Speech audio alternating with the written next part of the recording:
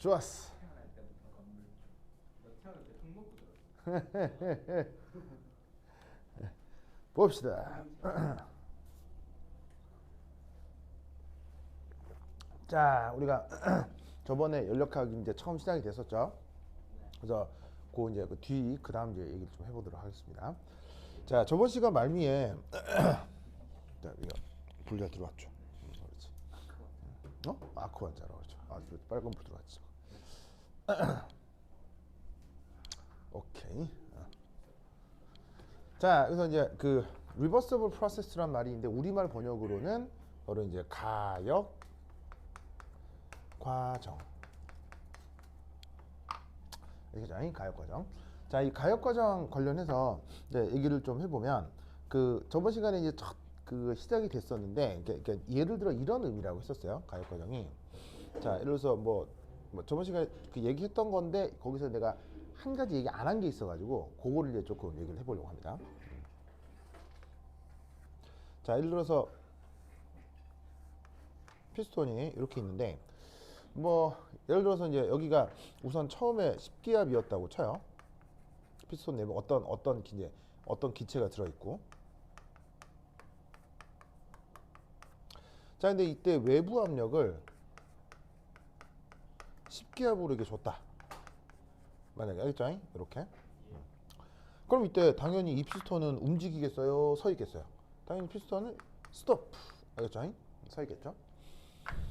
근데 내가 이제 얘를 어떻게 변화시키고 싶은 거야. 어떻게 변화를 시키고 싶은데 그 변화를 한 결과가, 자, 예를 들어 피스톤이 바깥쪽으로 충분히 빠지고, 근데 피스톤이라면 안에 있는 물질 자체가 이렇게 뭐 바깥쪽으로 빠져나온 건 아닌데 부피가 늘어나면서 1ATM으로 바뀌었어. 그리고 다시 외부에서는 요걸 이제 1기압을 주고 있는 상태로 얘를 스톱 하고 싶다 이런 말이야.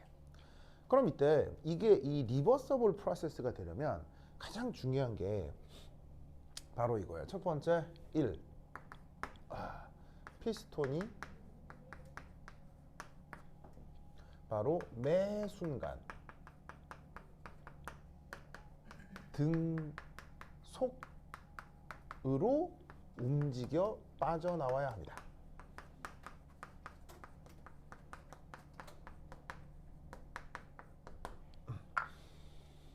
자, 중요한 게 여기서 어떤 말이 있냐면 등속이라는 말이거든요. 그러면 속력이 일정하다는 거니까 이거는 이제 가속도가 얼마인 거예요.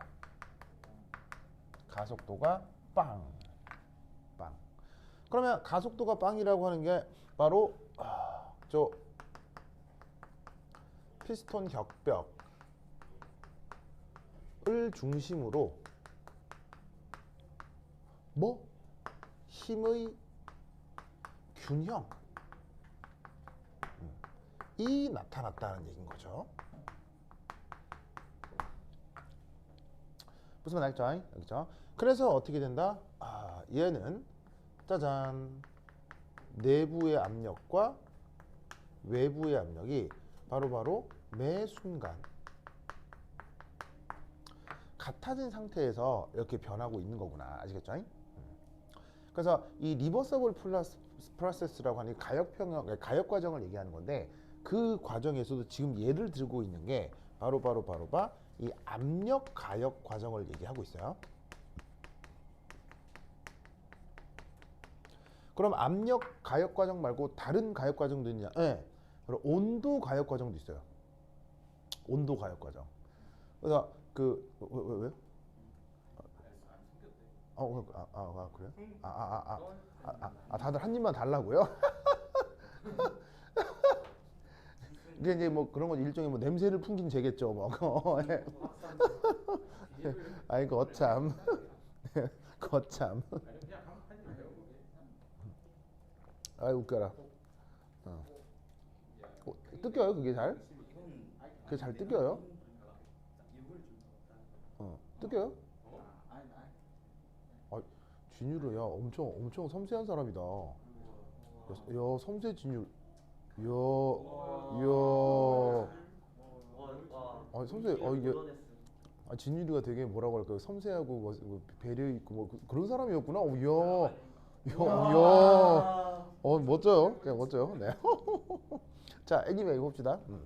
그래서 지금 이제 얘기하려고 하는 건 가역 중에서 이제 압력 가역을 우선 얘기를 하고 있어요.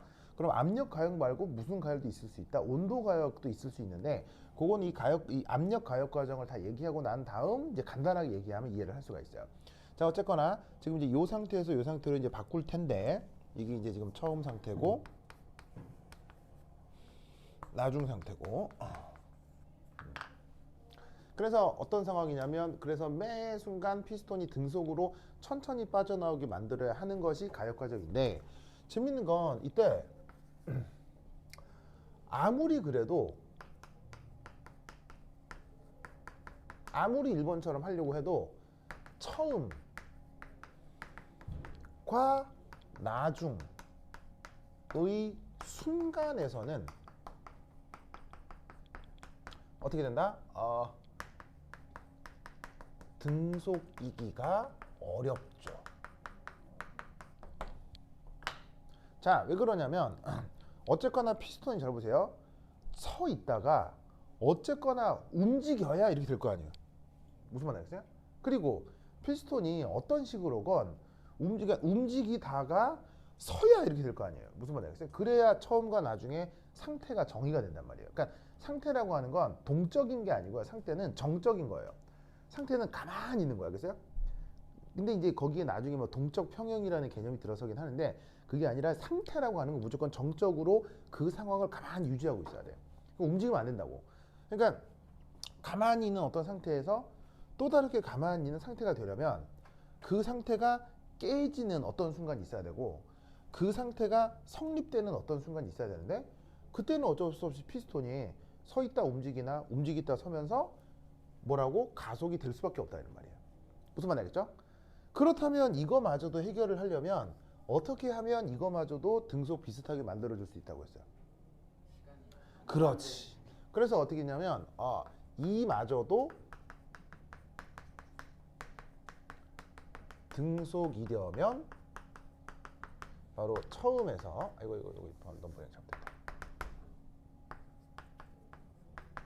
최종까지 걸린 시간을 어떻게 한다? 걸린 시간을 무한대로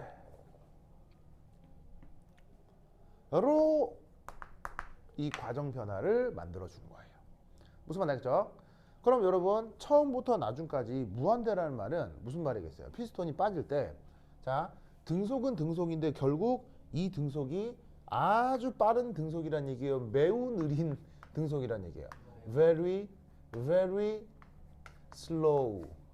아시겠죠? Very, very slow. 분명 변하는 건 변하는 건데 그 변화를 느낄 수 없을 정도로 느린 변화. 예를 들면 뭐 계절의 변화 뭐 이런 것처럼. 계절은 확실히 변하죠. 확실히 변하지만 지금 1초 있을 때고 2초 후에 계절이 변했다, 이게 느껴지지 않잖아요.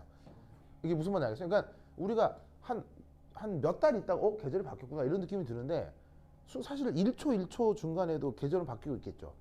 하지만 바뀌는 건데 인간이 느끼지 못할 정도의 변화, 그런 정도의 속도로 피스톤이 빠져나와야 된다는 얘기예요. 무슨 말 알겠죠? 알겠죠? 그래서 결국 이 지금 언급하려고 하는 가역 과정은 당연히 실제적 과정일까요? 실제로 이 가역 과정은 존재할 수 있을까요? 존재할 수 없죠. 그럼 어떤 과정이겠어요? 이상적 과정인 거예요.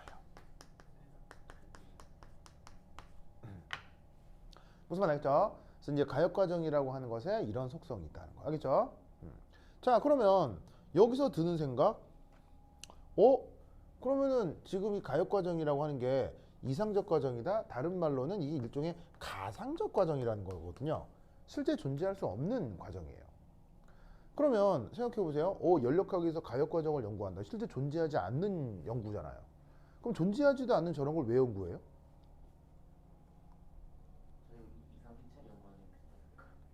왜 가역 과정을 실제 존재할 수도 없는, 그러니까 말을 들으면 이제 어떻게 돼? 피스톤 1기압, 10기압에서 1기압으로 만드는데 시간 막 5,000년 걸리는 거야. 무슨 말 알겠어요? 그러면 이런 걸, 자, 시간 5,000년 걸리는 연구 할 수 있어요? 안 돼요? 안 되잖아. 근데 이런 걸 왜 해?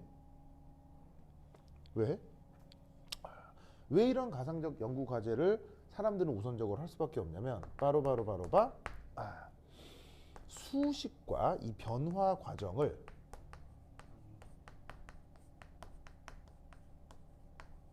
바로 수식과 함수로 표현할 수 있기 때문이에요.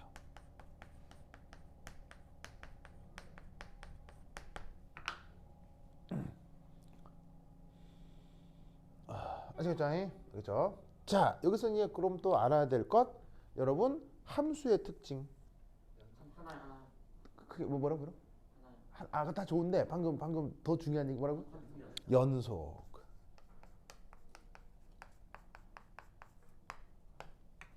자, 이 연속인 게 왜 중요하냐면요. 여러분 잘 봐요.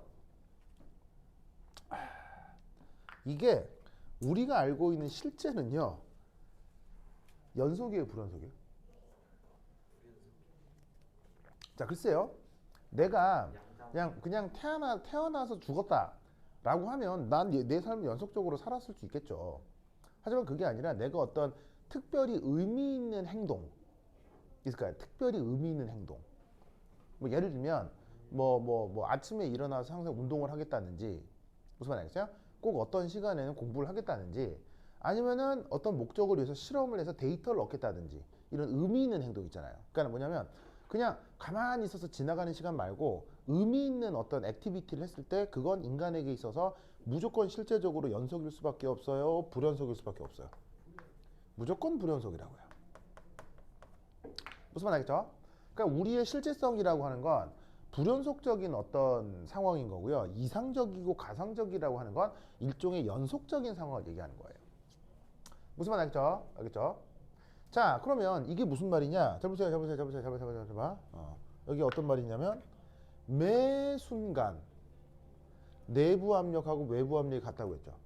그러면 이 매 순간이라는 말이 바로 무슨 뜻이냐면 연속적으로라는 뜻이에요.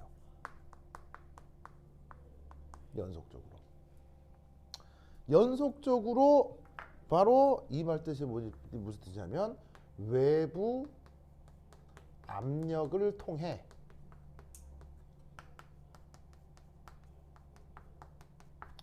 연속적으로라는 말은 무슨 말이냐면 1초 시작해서 1.000001초, 1.0002초, 1.0003초 무슨 말 알겠어요? 모든 시간에서 외부 압력을 통해 뭐를 할 수 있다? 내부의 정보를 알아낼 수 있다는 얘기예요. 그러면 이게 만약 모든 시간에 대해서 연속적으로 외부 압력을 통해 내부의 정보를 알 수 있다면 그걸 그래프상에서 불연속적으로 그린다는 얘기예요? 연속적으로 그릴 수 있다는 얘기예요? 그래프상에서 연속적으로 그릴 수가 있다는 얘기예요. 무슨 말인지 알겠어요? 그걸 우리가 뭐라고 부른다? 함수라고 하는 거지. 무슨 말 알겠죠? 그래서 어떻게 된다? 이 경우 PV 함수의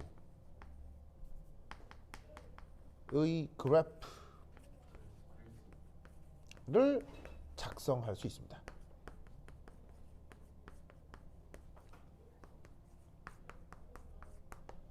자, 그래서 그걸 어떻게 표현할 수 있냐면 짜잔 P V. 자, 저 지금의 경우 처음이 얼마였냐면요. 처음 압력이 10기압이었죠. 그럼 보시다시피 여기다가 뚜두두두두두두두두두두 해가지고는 짜잔 한 다음에 요때 압력이 10기압. 그리고 나중 상태에서 뚜두두두두두두두두두 해가지고 여기가 1기압. 자, 그럼 이 각각이 뭐가 되냐면 여기 있는 얘가 처음 상태, 바로 이니셜 스테이트고 얘가 파이널 스테이트고 라고 했을 때 어쨌거나 여기서부터 이렇게 변한 거 아니에요. 그럼 여기서부터 여기까지 변한 그 모든 순간의 압력과 혹은 부피를 다 알 수 있다는 얘기죠. 부피는 또 당연히 알 수 있는 게 압력하고 부피는 상태방 정식으로 연결되어 있기 때문에 압력을 알면 바로 부피를 알 수가 있는 거죠. 만약에 저 안에 들어있는 게 이상기체면 이상기체 상대 방식을 쓰면 되는 거고 실제 기체면은 반대를 발 상대 방식 같은 걸 쓰면 되는 거고 아시겠죠? 그래서 어떻게 했냐면 매 순간 압력 부피, 압력 부피, 압력 부피를 알 수 있는 거예요. 그래서 어떻게 된다? 이렇게 되는 겁니다. 예를 들어 짜잔 이렇게 될 수도 있고요. 아니면 뭐 짜잔 뭐 이렇게 될 수도 있고요. 또 뭐 아니면 짜잔 이렇게 될 수도 있고요. 이런 식으로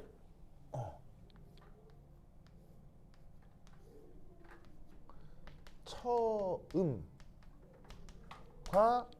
색깔이 잘 안 나오네.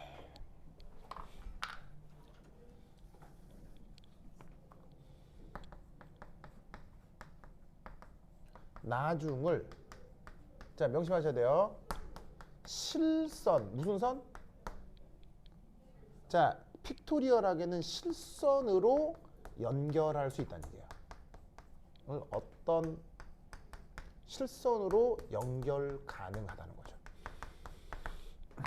이 어떤은 뭐겠어요? 저기서 뭐 이렇게 피스톤을 잡아 뺄 때 내가 힘을 살짝 줄이는 어떤 여러 다양한 방식이 있을 수 있잖아요. 그러니까 어느 구간에서 힘을 좀 많이 뺐다가 좀 덜 뺐다가 뭐 이럴 수 있잖아요. 그러니까 이제 이 경로를 따를지 이걸 따를지 뭐일지는 상관이 없지만 뭐가 됐건 간에 뭐 어떤 거건 간에 실선으로 처음과 나중을 연결할 수 있다는 얘기예요. 무슨 말이겠죠? 이게 바로 뭐다? 여기에 있는 그 뭐냐면은 이상적이고 가상적인 저 가역 과정의 수학적 의미가 되는 거예요. 무슨 말이겠죠? 그렇다면 이렇게 실선으로 연결할 수 있는 게 이게 왜 중요할까요? 실선 연결이 이게 왜 중요할까요? 그러면 이게 매 순간에 정보를 다 알 수 있습니다. 그렇지. 매 순간에 정보를 알 수 있으니까 수학적으로 항상 미분, 적분 이런 게 가능한 거예요.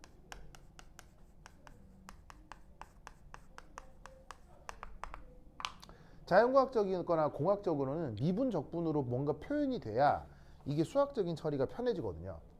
그래서 그런 편리성을 제공하는 게 바로 저 이상적이고 가상적인 가역 과정의 의미가 되는 거예요. 그래서 이 가역 과정을 굉장히 연력학에서는 중요하게 다루고 있는 겁니다. 중요하다라기보다는 수학적으로 처리가 편해서 연구를 훨씬 더 많이 한 거지 뭐. 무슨 말 알겠죠? 그래서 여러분들은 앞으로 저 가역 과정에 대한 문제들을 억수로 많이 보게 될 거고요.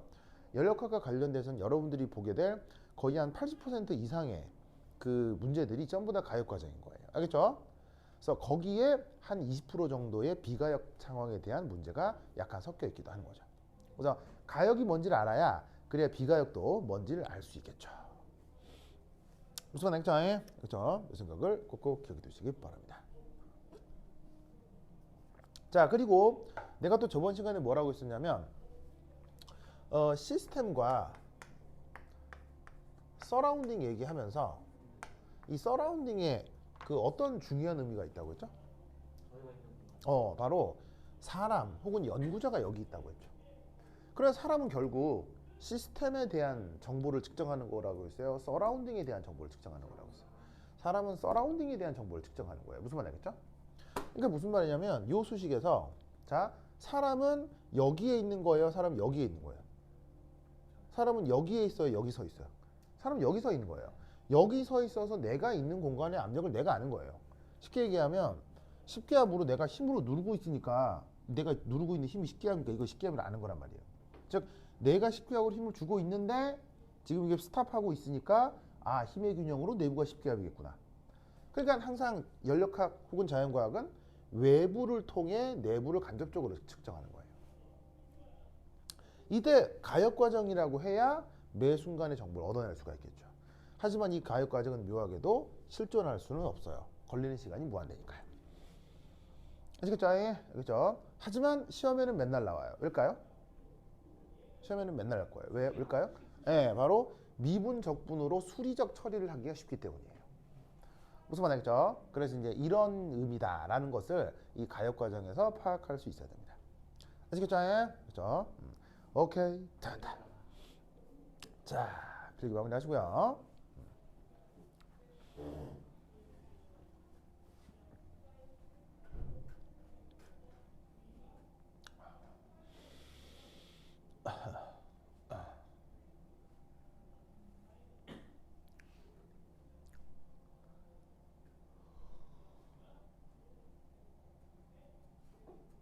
자, 나 적었죠?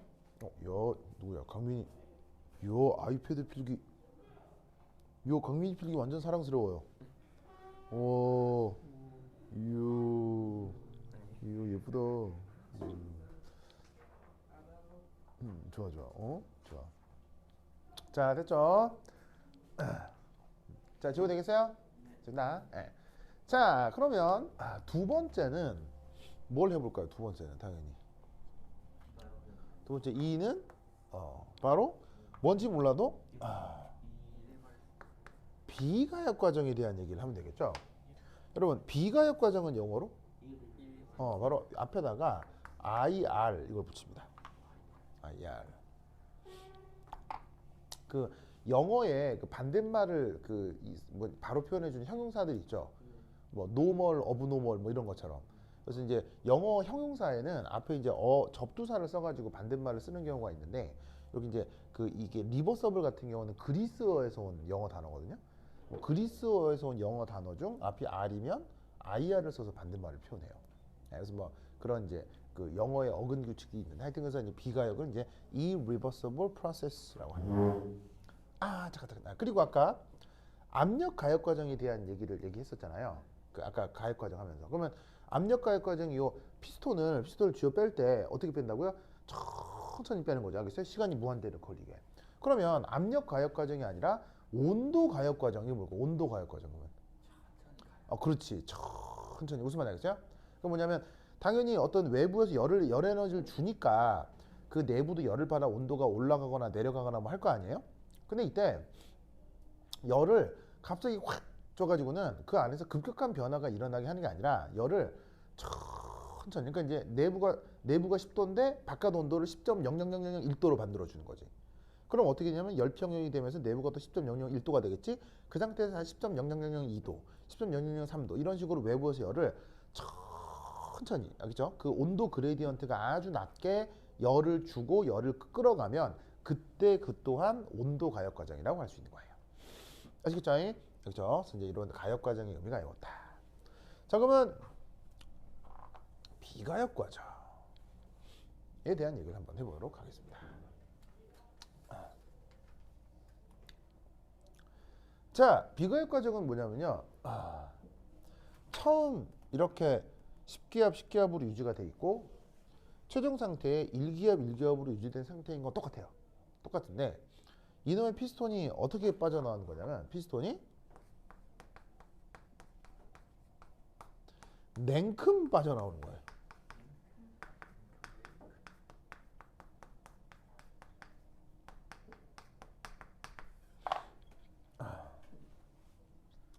자, 그러면 이 말은 피스톤이 냉큼 빠져나온다는 얘기는 보시다시피 피스톤이 어떻게 움직인다는 얘기예요.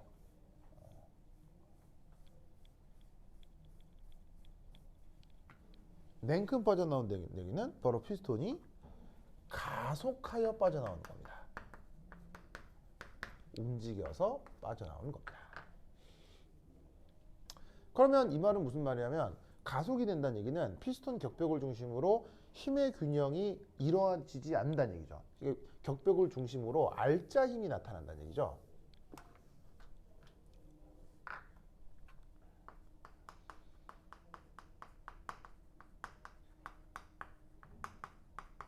그러면 피스톤 격벽을 중심으로 알짜 힘이 나타나기 때문에 얘는 어떻게 생각을 해볼 수가 있냐면 내부하고 외부의 압력이 일반적으로 같을 수가 없다는 거죠. 그러면 내부 압력하고 외부 압력이 보시다시피 일반적으로 같지 않기 때문에 외부 압력을 통해서 내부의 정보를 알 수 있다는 얘기예요? 알 수 없다는 얘기예요? 알 수 없게 된다는 얘기예요. 무슨 말 알겠죠? 이건 마치 어떻게 하는 거냐면요. 이렇게 하는 거예요. 잘 봐. 이게 처음이 10기압이고 여기 1기압이죠. 그럼 이게 어떻게 되는 거냐면 자, 내가 피스톤을 힘을 2압 10기압을 주고 있어. 알겠죠? 2압 10기압을 주고 있는데 피스톤 정지해 있어. 그럼 그것으로부터 안이 몇 기압인 걸 알 수 있는 거야. 10기압인 걸 알 수 있지. 근데 이때 내가 갑자기 손을 확 떼버린 거야.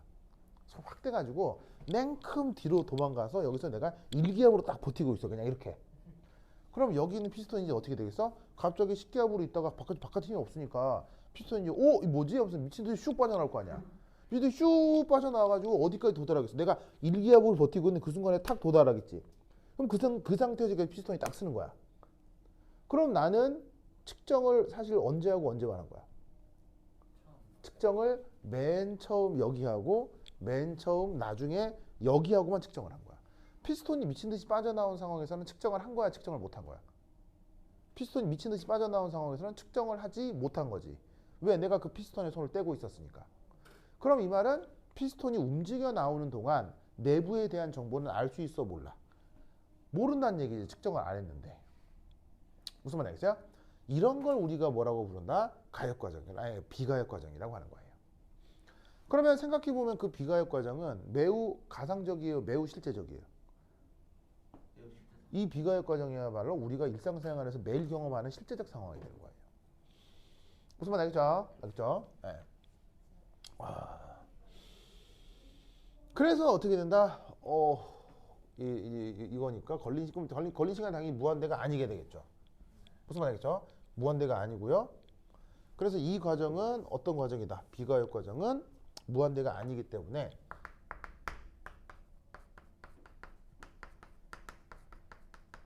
당연히 실제적 과정이 되죠.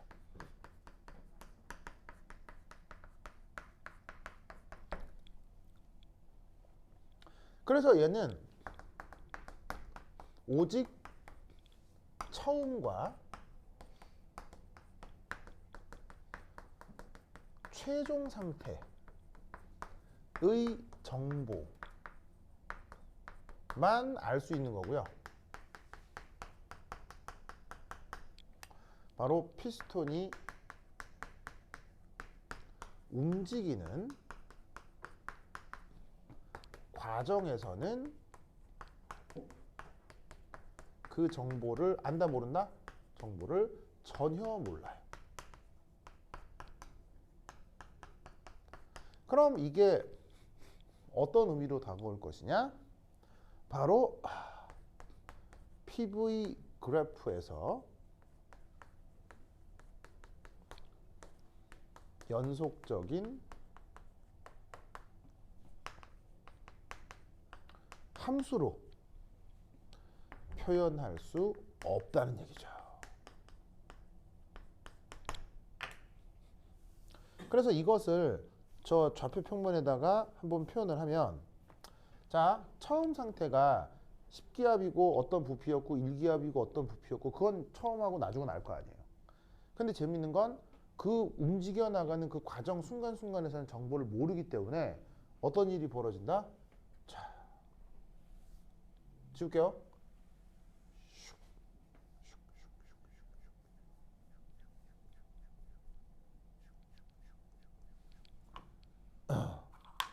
자, 그냥 이게 답니다. 이게 다라는 게 무슨 말이냐면 처음과 나중을 연결할 실선이 있다 없다? 없다는 얘기죠. 즉 뭐밖에 존재하지 않는다? 점 두 개만 존재하는 거예요. 그러면 점 두 개만 존재하게 되면 저 점들에 대해서는 미분이나 적분할 수 있어요? 못해요? 못하죠. 무슨 말이겠죠? 수학적으로 애매한 경우들이 많이 생기게 된다, 이런 말입니다. 즉 가역이건 비가역이건 어떤 정해진 처음 상태, 어떤 정해진 나중 상태, 이거는 딱 정해놓고 할 수가 있는데, 가역이 되면 그 처음과 나중을 연결하는 그 과정까지를 다 수리적 처리가 되지만, 비가역은 그 중간중간의 과정에 대해서는 수리적 처리를 전혀 할 수가 없어요. 이게 가역과 비가역의 차이입니다. 아시겠죠? 그래서 그 연력학을 조금 기초적으로만 배우면 그 가역 과정에 대해서만 배워요. 알겠죠? 가역 과정만. 네. 그러다가 연력학을 너무 많이 배우잖아요. 그럼 그때 이제 비가역 과정에서 이제 뭔가를 계산하는 것도 나중에 배우게 돼요. 아시겠죠? 근데 이제 초반에는 이 가역 과정에 대한 생각만 우선 좀 집중적으로 공부를 하실 필요가 있어요. 알겠죠? 그게 익숙해져야 비가역 과정에 대한 문제도 나중에 좀 쉽게 다뤄질 수 있습니다. 네, 그래서 이게 연력학에서 얘기하는 가역과 비가역에 대한 이야기였어요. 오케이, 됐다.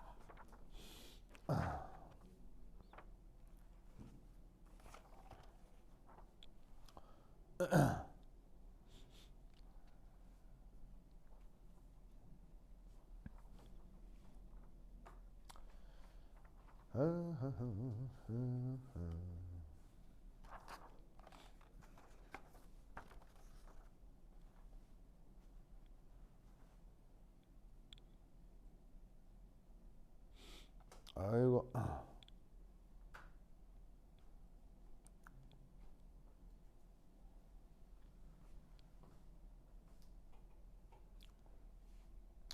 자, 다 썼습니까?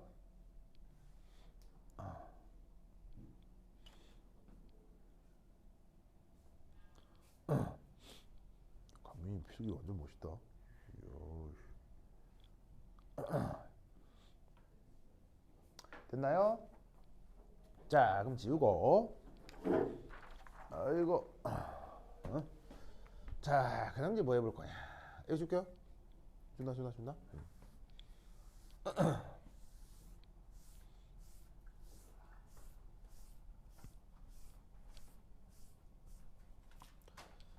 자,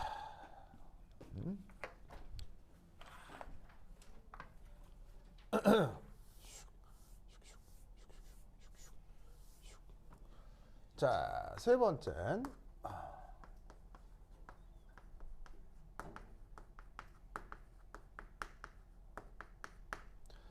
자, 연력학 함수들의 종류. 연력학에서는 여러 가지 수리적인 함수들을 좀 다루게 될 텐데, 그 함수, 그러니까 뭐 그게 뭐 가역 과정이 됐건 비가역 과정이 됐건 어떤 함수일 수도 있고 뭐 개념일 수도 있는데, 그걸 크게 이제 두 가지로 표현할 수 있습니다. 첫 번째는 state function 이라고 합니다. 자, 우리말 번역은 바로 상태 함수.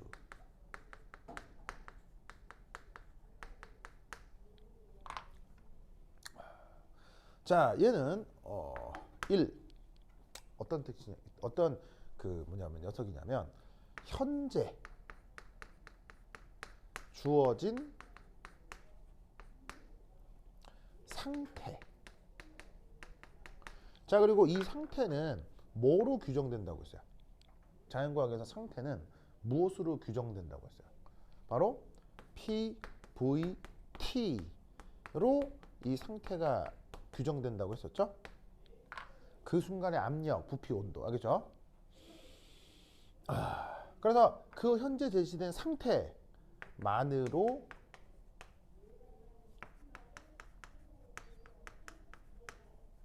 결정되는 함수입니다.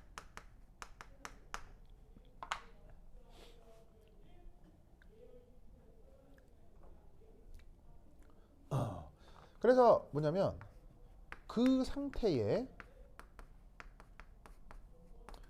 도달하기까지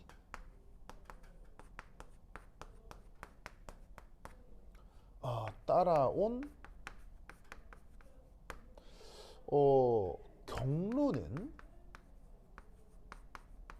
이 상태 함수가 전혀 영향을 받지 않습니다. 그러다 보니까 방금 이제 경로도 뭐 물론 뭐 다양하게 있을 수 있는데 경로도 크게 두 가지로 나누면 가역하고 비가역 두 가지가 있을 거 아니에요?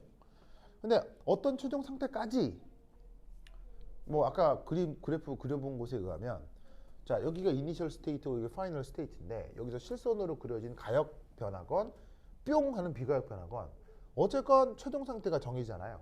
그럼 그 상태에 의해서 바로 그냥 결정된 함수값이 있다는 얘기예요. 가역으로 오건 비가역으로 오건 이 상태면 항상 똑같은 값의 어떤 그 수치를 보여주는 함수가 있는데 그걸 상태 함수로 한다 이런 말이죠. 그러면 이 상태 함수를 표기하는 방법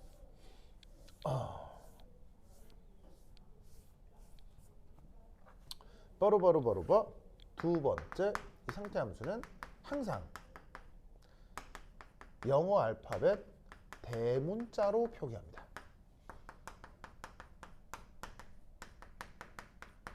뭐 관습이에요, 관습. 관습적으로 대문자로 표기합니다. 그래서 여러분들이 앞으로 이제 배우게 될 연락각 함수에 뭐가 있냐면 첫 번째로 E. 자, 우리말로 E. 내부 에너지라고 하는 녀석입니다. 이게 뭔지는 이제 영어로 인터널 에너지라고 하는데 뭐 그 뒤에 뭐 나올 겁니다. 자, 그 다음 배우게 될 게 H. 엔탈피라는 녀석입니다. 지금 엔탈피. 이게 또 뭔지 배우게 될 거예요. 그 다음 배우게 될 게 이제 S입니다. 엔트로피라고 하는 녀석입니다. 엔트로피. 그 다음 배우게 될 게 G입니다. G. 깁스 에너지라고 하고요. 그 다음에 할지 안 할지 모르겠는데 A라고 하는 에너지가 또 한 가지가 더 있습니다. 마지막에 나온 제 A는 헬름홀츠 에너지라고 합니다. 자, 이게 정확하게는 헬름의 이게 뭐냐면 이제 다른 건 발음이다 보면 할만한데 얘는 발음이 이렇게 되거든요. 사람 두 명인데 이거 발음하면 아니지 그게 아니고 이거 발음하면 그렇죠. 이거 처음 네이티브가 발음하는 거 들으면 깜짝 놀라. 진짜 발음이 그렇다고? 필름 아니죠? 어떻게 했냐면 이게 얘도 자음이고 이것도 자음인데 자음은 누구랑 만날 때만 소리가 나요. 모음을 만날 때만 소리가 나거든요. 그래서 어떻게 하냐면 얘가 어떻게 되냐면 이름이 잠깐 방금 발음이 얘는 발음이 나는데 이건 발음이 안 나요. 왜냐면 자음 모음에서 떨어져 있잖아요. 무슨 말 알겠어요? 발음이 어떻게 되냐면 feel까지는 같아요. feel 한 다음에 얘를 입을 다물면서 입 모양만 만들어주는 거예요. feel, yeah. 네, feel 정말이에요. 왜냐면 얘만 모음에 붙어 있잖아요. 얘만 발음이 나는 거고 모음에서 떨어진 얘는 발음이 안 나는 거예요. 그래서 이걸 빨리 발음하면 film이 되는 거예요. film. 그거냐면 이 M이 특별한 무슨 소리가 나는 게 아니고요. 발화가 되는 걸 입모양이 막는 거예요. 알겠어요? 발음이 나가는 걸 얘가 딱 닫는 거예요. 그래서 그게 film 되는 거예요. film. 알겠죠? 그래서 우리가 평소에 알고 있는 필름 이렇게 하는 거하고 완전 달라. 그죠? 예. 네, 그 발음은 완전 달라. 그래서 이제 이걸 내가 어떻게 알았냐면 고등학교 때 그거 같은 반에 네이티브가 있었거든요. 예. 그래서 중학교 때까지 한국말 전혀 못하던 친구가 있었어요. 근데 어떻게 또 부산 갖고 왔어. 내가 똑똑한 애 거지. 그래서 예.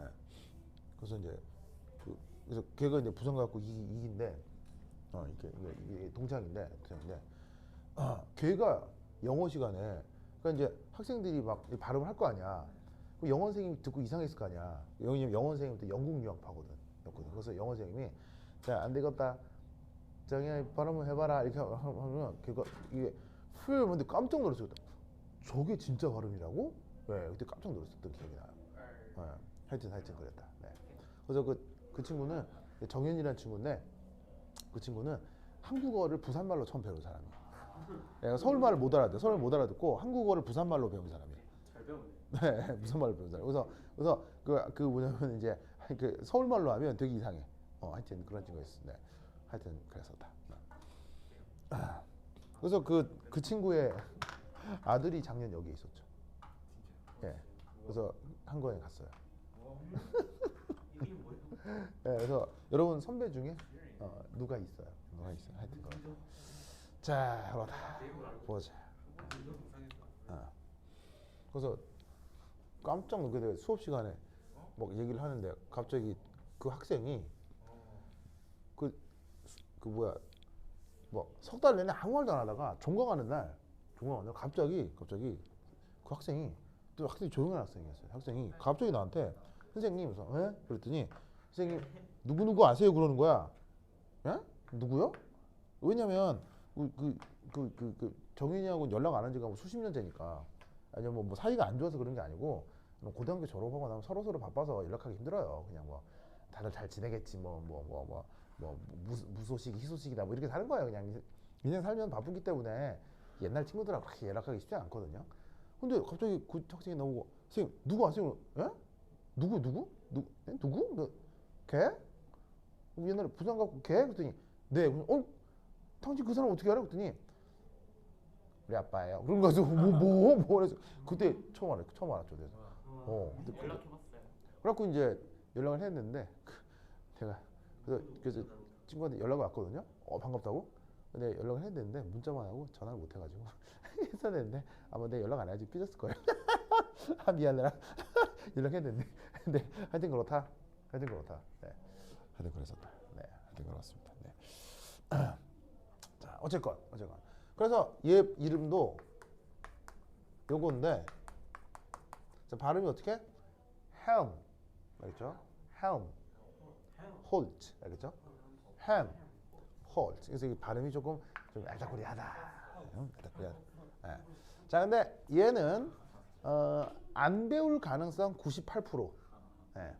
그리고 만약에 학교에서 하게 되면 그때 내가 또 가르쳐 드리도록 하겠습니다. 알겠죠? 네. 안 배울 가능성이 98%입니다. 자, 여하튼 이렇게 이 상태함수라고 하면 보통 뭐로 표현한다? 대문자로 표현한다. 그다음 두 번째, 그다음 마지막으로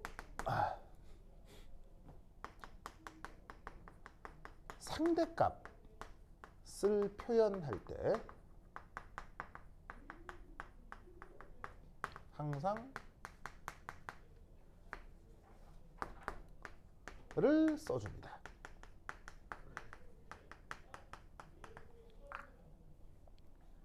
자, 이렇게 삼각형으로 쓰고요. 읽을 때는 뭐라고 읽는다? 델타. 혹시 여러분 이런 글씨 알아요? 얘도 델타거든요. 둘의 차이는? 이게 대문자고 이게 소문자예요. 예. 그리스어 알파벳은 대문자 소문자가 되게 차이가 심하거든요. 그래서 이제 그리스어 알파벳 대문자 델타, 소문자 델타. 알겠죠? 그래서 이때 어떻게 된다? 예를 들어 만약에 어떤 내부 에너지의 차이다 라고 하면 이건 항상 뭘 얘기하는 거냐면 항상 나중에 그 상태 함수 값에서 처음에 그 상태 함수의 함수 값을 뺀 것으로 항상 이 델타를 정의하는 겁니다. 알겠죠? 그렇죠? 그래서 이런 의미로 항상 상태 함수에는 델타라는 표현이 붙을 수 있다. 자, 그러면 상태 함수 말고 무슨 함수 있을까요?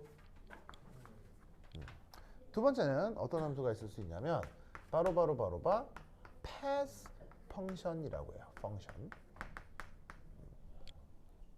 자, 우리말 번역은 경로 함수. 경로 함수. 경로당이요. 그런 의미가 있네요. 네, 하여튼 그렇다.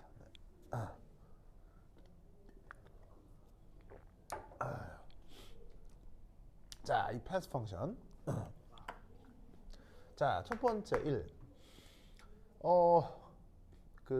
얘는 지나온 경로에 따라 달라집니다. 즉, 이 말은 무슨 말이냐면 상태가 같아도 경로가 다르면 저 경로 함수라는 값이 막막 달라질 수 있다는 얘기예요. 그러니까 얘가 방금 아까 얘기했던 가역 과정이냐 비가역 과정이냐에 따라서도 달라지고 근데 이 가역도 곧 배우게 되면 또 가역도 다양하거든요. 여러 가지 가역 과정들이 있어요. 그럼 그 여러 가지 과정들에 대해서도 저 패스 펑션이라고 하는 것들은 그 값이 다 다르다. 무슨 말인지 알겠죠? 이제 두 번째 그렇다면 얘는 항상 뭐로 표현한다? 아까 상태 함수가 대문자로 표현한다며요. 그럼 얘는 뭐로 표현하면 되겠어요? 항상 소문자로 표현한다.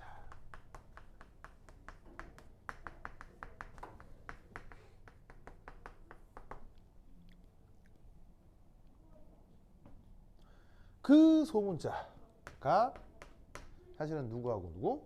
Q, W의 only two 이 두 가지밖에 없어요. 왜? 진유는 왜? 왜? 아무것도 안 했어요. 왜? 가르쳐줘. 뭔데? 뭔데? 뭐였는데? 진유 색 바지를 입은 아 진짜로요? 그걸 민수가 좋아해요 그 노래. 아 진짜로요? 나는 부른 적이 없어. 나는 틀어달라 했잖아 계속. 아니 얘는 좋습니다. 진짜 가사를 외우고 있고. 저는 더 외우고 얘가 외우고 있고. 여도 그 뭐야 어? 일간 베스트 좋아하시는 분들이 있구나. 어? 아 그런가요? 좋습니다. 네. 아유.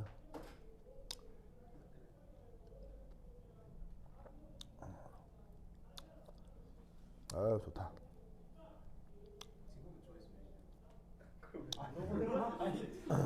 응? 왜? 궁금해서. 왜? 저희 그 노래 조회수를 물어봐요. 아니 아, 왜냐 그래요? 그게 노래가 한번 그 내려가. 노래 전문. 어. 아니 니네가 알려줬잖아. 난 진짜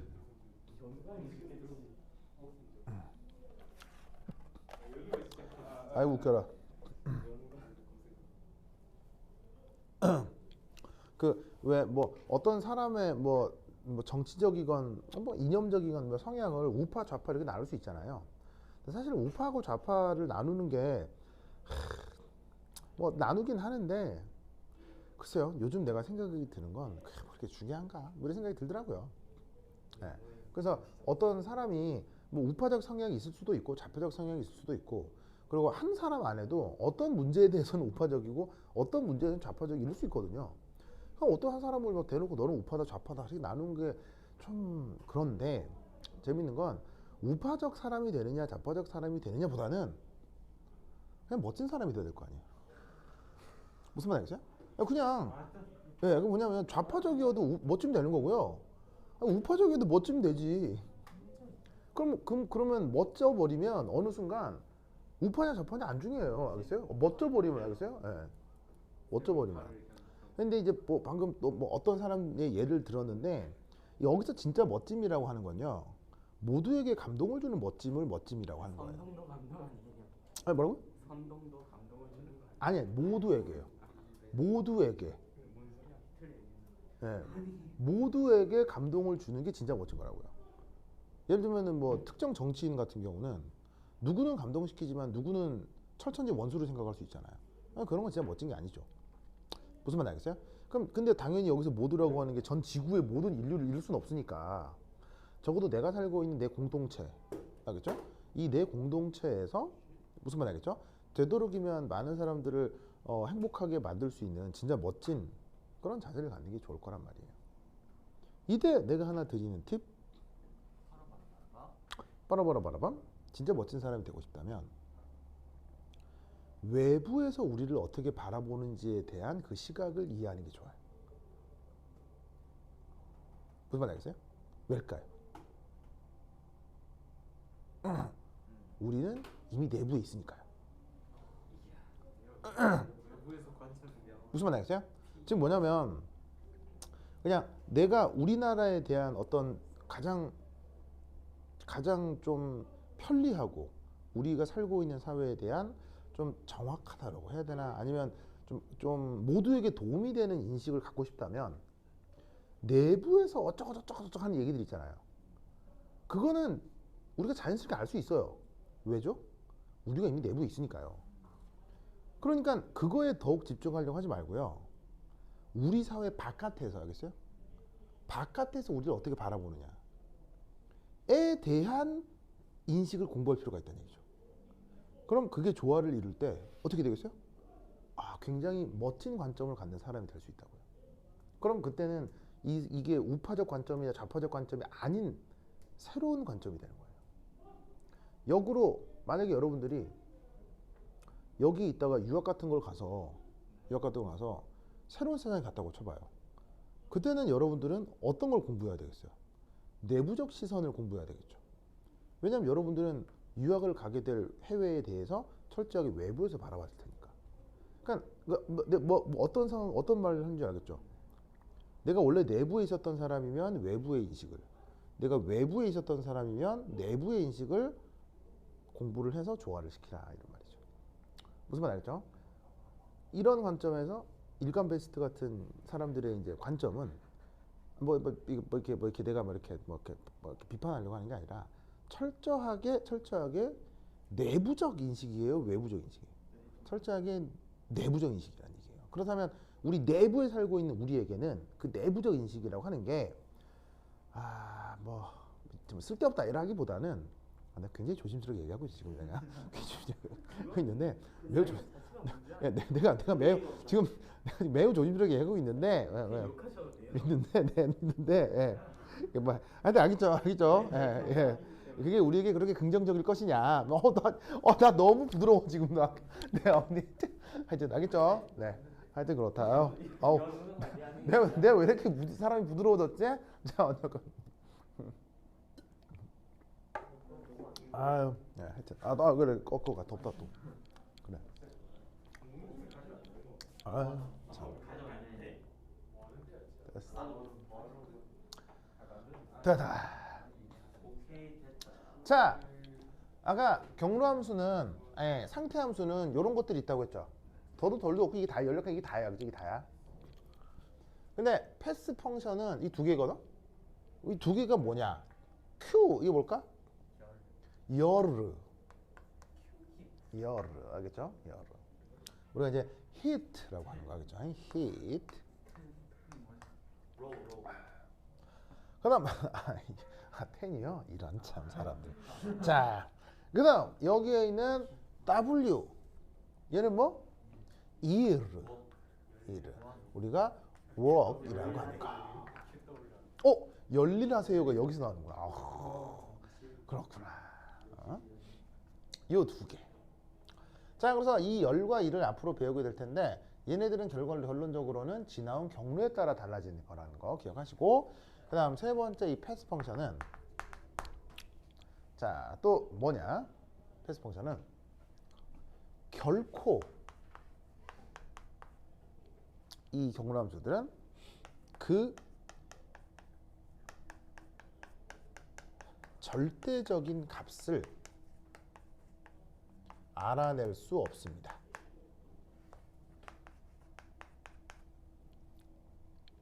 그리고 항상 이 경로함수들은 뭐에 대한 측정 결과냐면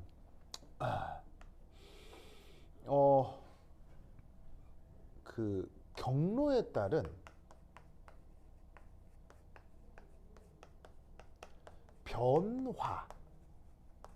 변화만을 측정하는 것이에요.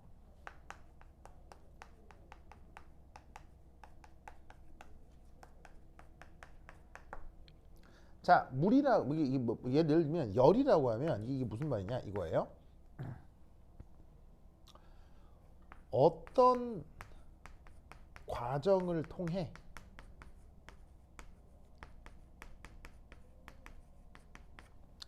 어떤 대상의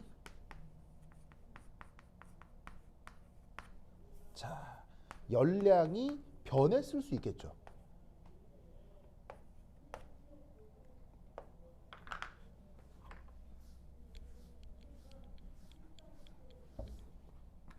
그 열량의 변화량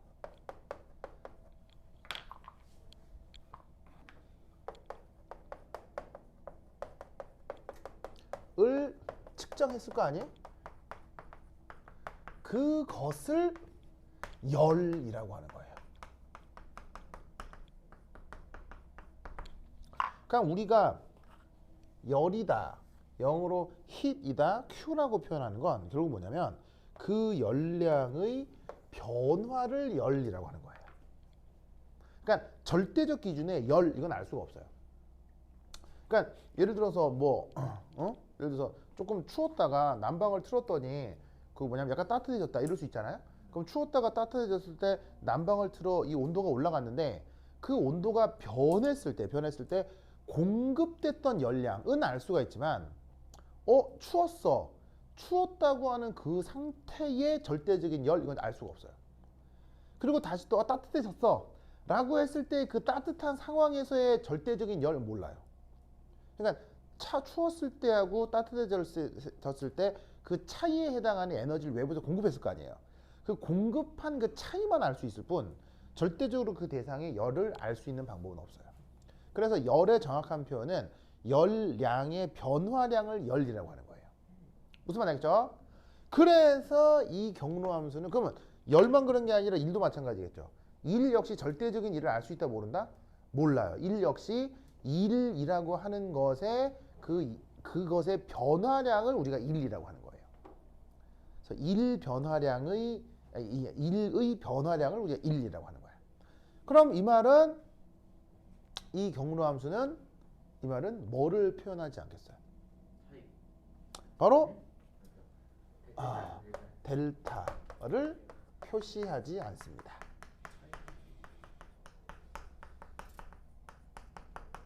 왜 표현? 그러니까 이게 무슨 말이냐면, 자 앞에서 얘기했듯이 델타 E 이런 표현은 우리가 쓰거든요.